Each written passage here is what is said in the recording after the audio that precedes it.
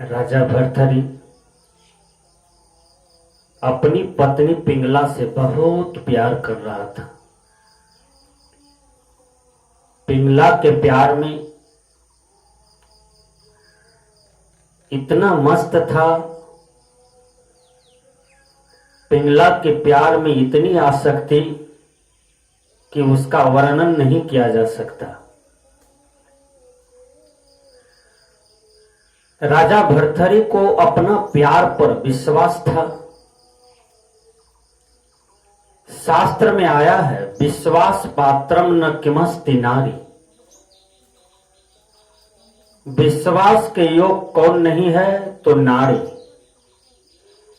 एक जगह ऐसा आया है जैसे विषैले सांप है और विषैले सांप को कोई पालता हो, उस पर विश्वास करता हो कि ये हमारे परिवार को, हमको कभी नहीं डसेगा, नहीं काटेंगे, तो ये उनकी मूर्खता है, उनकी महाभूल है। शास्त्र में उपमा दिया गया है, उदाहरण दिया गया है कि नारी भी उसी विषैले सर्प के तरह अपना मोड़ बदल लेती है। इसलिए शास्त्र में आया, विश्वास पात्रम न किमस्ति नारी। विश्वास के योग कौन नहीं है तो नारी।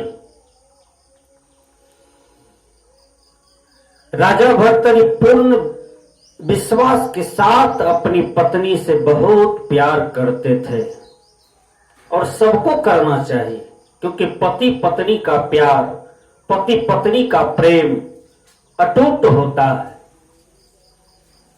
पति पत्नी का प्यार प्रेम रसगुल्ला की तरह मिठास होनी चाहिए। आप देखिए इतिहास के पन्ने को, भगवान राम और सीता दोनों में कितना प्यार, कितना प्रेम। जिसको जमाना याद करते हैं, संसार याद करते हैं। भगवान कृष्ण और राधा में कितना प्रेम है, रुक्मिणी के साथ कितना प्रेम है, जिसको दुनिया याद करती है। तो राजा भर्तहरि अपनी पत्नी पिंगला से बहुत प्यार करते थे। राजा भर्तहरि बहुत कामकाज पिंगला के हाथ में भी छोड़ दिए थे। राजा भर्तहरि के यहां एक सौदागर नाम का लड़का आता था, जाता था। सौदागर देखने में बहुत खूबसूरत था। रानी का मन, इंद्रियां डोल गया सौदागर के प्रति। राजा से थोड़ा थोड़ा प्यार करती है रानी, लेकिन 100% प्यार दौड़ गया सौदागर से और सौदागर को अपने जाल में बझा लिया और रानी पिंगला शारीरिक संबंध भी बनाने लगे सौदागर से।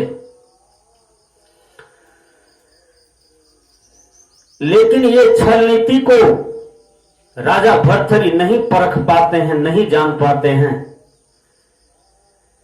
राजा भर्तहरि का छोटा भाई था विक्रमादित्य, उसने अपनी भाभी श्री की चाल को देख लिए, समझ गए, आकलन कर गए कि इसकी चाल में त्रुटि है, चाल में गड़बड़ी बुझाता है, जरूर दाल में काला बुझा रहा है।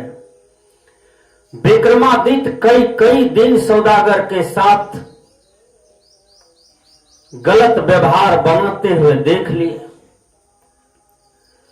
शिकायत करते हैं, निंदा करते हैं अपने भैया के पास। राजा भर्तहरि विश्वास नहीं करते हैं।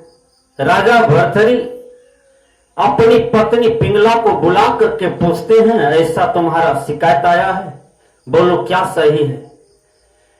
कहा, ये देवर हमको देख करके जलते हैं, इसलिए हे मेरे पति, हे राजन, आपसे मैं इतना विनती करूंगा कि इन्हें राज से निकाल दिया जाए, क्योंकि ये मुझको देख करके जलते हैं, ये मेरे चरित्र में दोष लगाते हैं, ये मेरे जीवन में कलंक थोपते हैं, इनको राज से ही निकाल देने में फायदा है। राजा भर्तहरि को भी दिमाग में सेटिंग हो गया पत्नी की बात क्योंकि पत्नी के प्यार में अंधे थे,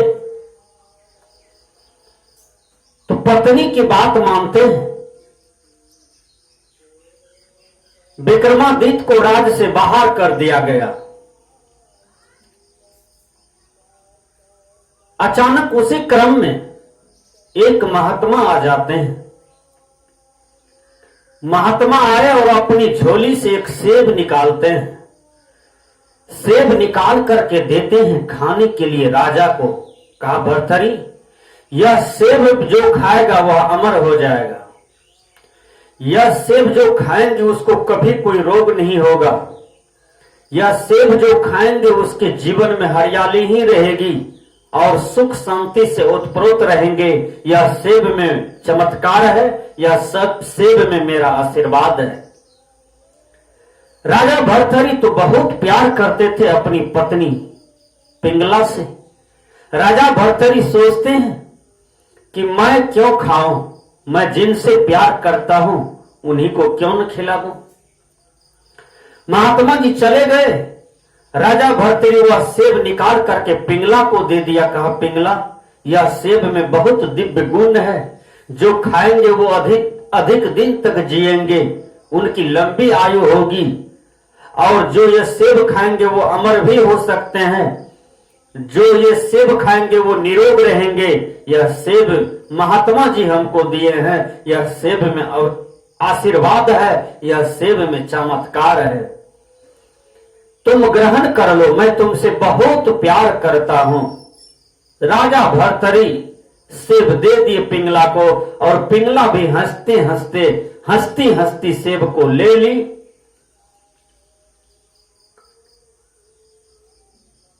पिंगला चली गई सेब लेकर के अंदर।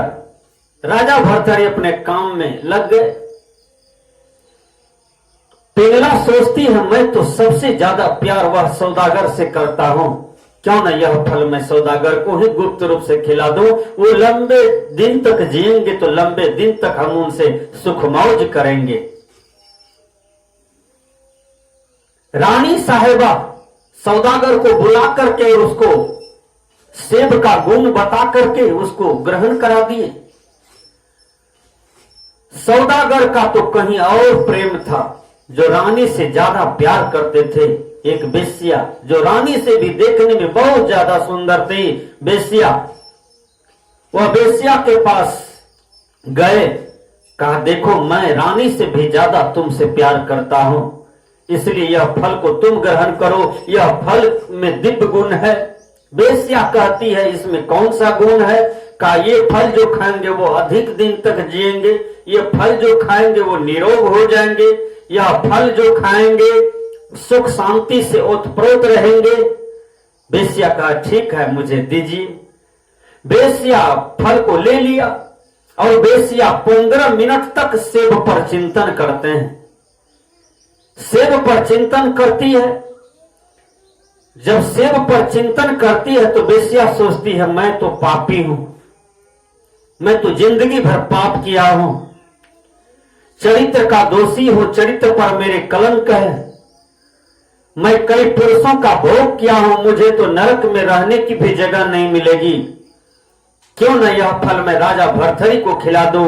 राजा भर्तरी सत्यवादी है, इंसान है, राजा है और न्यायवादी है, लोकप्रिय है। राजा भर्तरी के प्रति वेश्या का देखिए कितना सुंदर भाव बन जाता है। वेश्या बेचारी वेश्या थी, लेकिन अंदर से विचार उनका सशक्त था, सुंदर विचार था, इसलिए सुंदर भाव आया उसके अंदर में। वेश्या सोचती है, क्यों न गुप्त रूप से मैं इस फल को राजा भर्तरी को सौंप दूं और इसके गुण को बता दूं। वेश्या जाती है राजा भर्तरी के पास। कहा, महाराज, यह फल में दिव्य गुण है, यह फल जो खाएंगे वो अमर हो सकता है, उसकी लंबी आयु हो जाएगी, सुख शांति से ओतप्रोत रहेंगे, यह फल जो खाएंगे वह निरोग रहेगा, ये फल आप ग्रहण कीजिए, मैं आपके लिए लाई हूं, ये फल हमको और कहीं से प्राप्त हुआ है। भर्तरी सोचते हैं, जिस फल को मैं पिंगला को दिया ये वेश्या के हाथ कैसे गया। भरथरी फल को लिए और बेश्या तो अपने काम पर चली गई। पुनः पिंगला को बुलाती है, कहा तुम इधर आओ, कहा तुमको जो हम फल दिए थे खाई? कहा पति देव, हम तो खा लिए, आप काम पर गए, हम इधर खा लिए।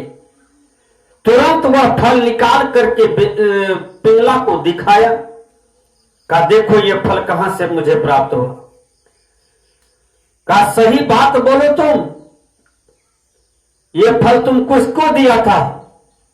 अब देखिए मनुष्य कैसे अपनी बुराई को नहीं छिपा सकते हैं, कैसे उनका बुराई उदय हो जाता है। किसी की बुराई कभी नहीं छिपता, वह समय आने पर प्रकट हो जाता है और दुनिया समाज जान जाती है, परिवार जान जाते हैं। हम दुनिया वाले से बुराई छिपा सकते हैं लेकिन अपने से नहीं। और एक दिन जब दुनिया के सामने हमारी बुराई उभरती है तो हमारी आत्मा कलपती है, अपमानित होती है। इसलिए ऐसा कर्म नहीं करना चाहिए, किसी को नहीं करना चाहिए। कहा बोलो तुम फल किसको दिया था? कहा मैं आपसे छल करके मैं सौदागर से प्यार करता था, उन्हीं को दे दिया खाने के लिए। सौदागर को बुलाया, कहा बोलो ये फल तुम किसको दिया था?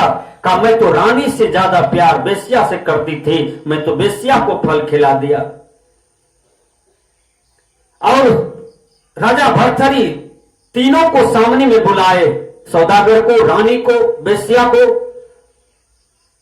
और बेश्या सौदागर पिंगला तीनों सामने खड़े हैं। राजा भरथरी ने तीनों के छल को, तीनों के पाप को धिक्कार किया और थूक फेंक दिया। थूक फेंक करके तुरंत राज का त्याग किया और वह चले गए। राजा भरथरी को वैराग हो गया और वही राजा भरथरी आज संसार में पूज्य है।